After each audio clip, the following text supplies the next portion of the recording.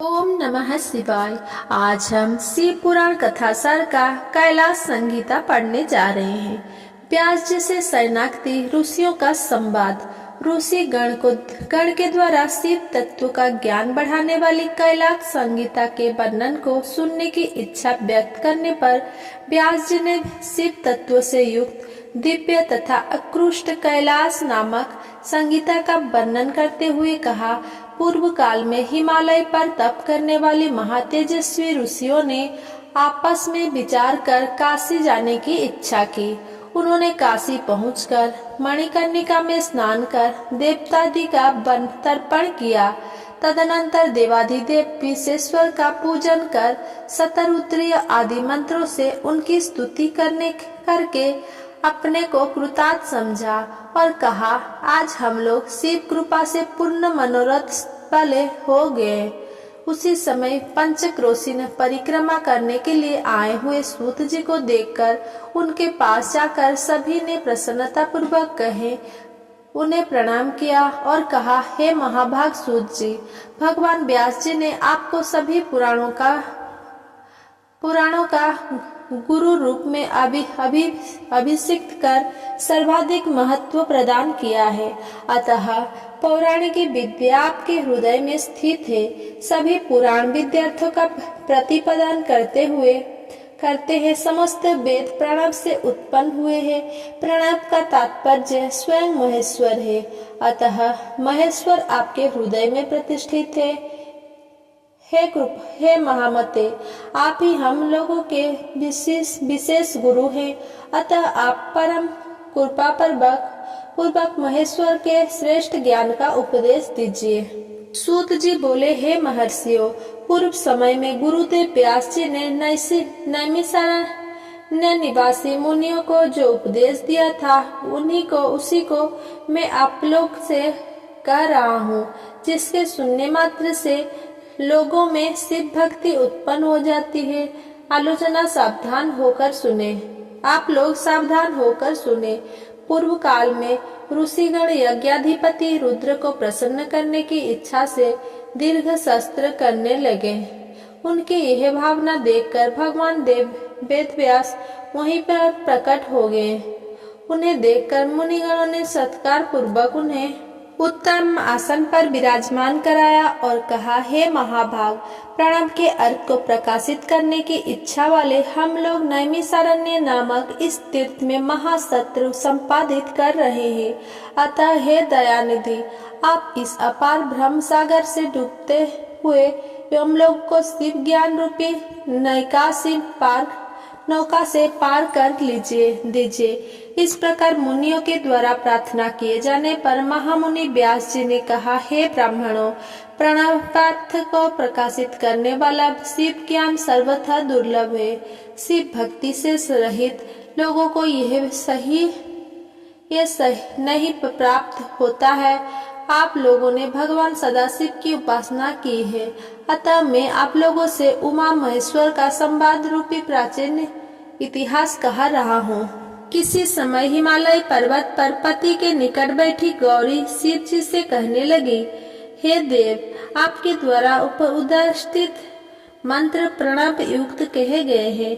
अतः सबके पहले मैं प्रणव के निश्चित अर्थ को सुनना चाहता हूँ। प्रणव किस प्रकार उत्पन्न हुआ, यह वेद का आदि क्यों कहा जाता है, इसके जप की विधि क्या है। हे महर्षि, हे महेशान, यदि आपकी मुझ पर कृपा है तो यह सब मुझे विशेष रूप से बताइए। भगवान शिव बोले, हे देवी, प्रणव के अर्थ का जान लेना ही मेरा ज्ञान है। यह सभी विद्याओं का बीज है। यह वेद का आदि वेद का सार और विशेष रूप से मेरा स्वरूप है। मैं शिव इस ओम नामक एकाक्षर मंत्र में निवास करता हूँ। शिव को ही प्रणव स्वरूप तथा प्रणव को ही शिव स्वरूप कहा गया है। हे देवेश, मैं काशी में शिवों की मुक्ति से लिया सभी मंत्रों से श्रेष्ठ इसी प्रणव का उपदेश करता हूँ। यह प्रणव ब्रह्मा से लेकर स्वास्थ्य पर्यंत संपूर्ण प्राणियों का प्राण ही है, अतः इसे प्रणव कहा गया है।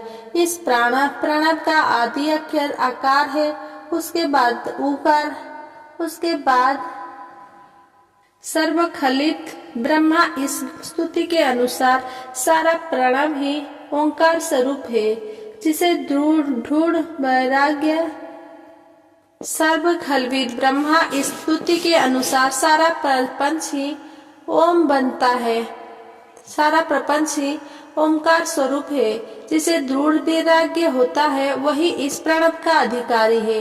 इसके अनंतर जीव और ब्रह्मा की एकत्व भावना से प्रणव का वर्णन करते हुए भगवान सदाशिव संन्यास विधि का वर्णन करते हैं और भगवती से कहते हैं कि साधक को सावधान चित होकर ओम एकाक्षर मंत्र का उच्चारण करते हुए उस दशहरा काश के मध्य तुम्हारे साथ मेरा सदा स्मरण करना चाहिए। इस प्रकार के उपासकों को मेरा लिए प्राप्त होता है, फिर भी इस प्रकार के उपासकों को मेरा लोक प्राप्त होता है और वह मुझसे ज्ञान पाकर मेरे साजुज्य का फल प्राप्त कर लेता है। सैनक आदि ऋषियों से वार्ता करने के उपरांत सूत जी तीर्थ यात्रा के प्रसंग से पृथ्वी पर भ्रमण करने लगे। 27 वर्ष बीत जाने के बाद महामुनि सूत जी पुनः काशी आए। उन्हें देखकर ऋषिगण बहुत प्रसन्न हुए। ऋषि बोले, हे मुने, विरजा होम के समय पहले आपने जो वामदेव का मत सूचित किया था उसे हमने विस्तार पूर्वक नहीं सुना। हम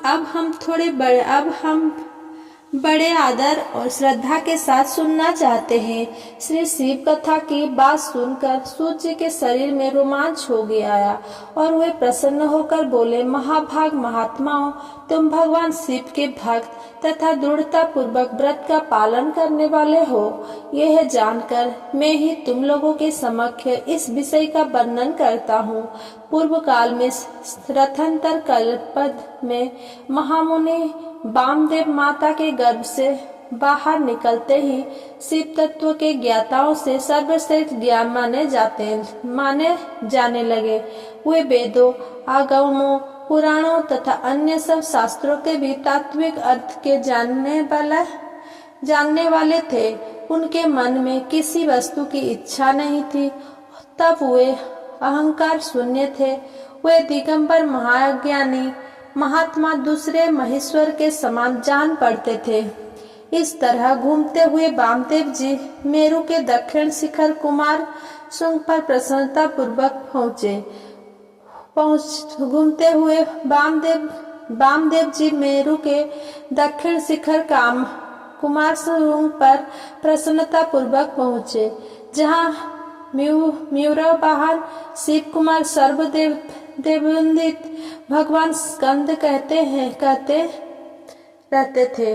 उनके साथ उनकी शक्ति भुजा गजावल्ली भी थे। वही स्कंद स्वामी के समीप स्कंदेश्वर नामक एक प्रसिद्ध सरोवर था। बैठे हुए कुमार का वर्णन किया।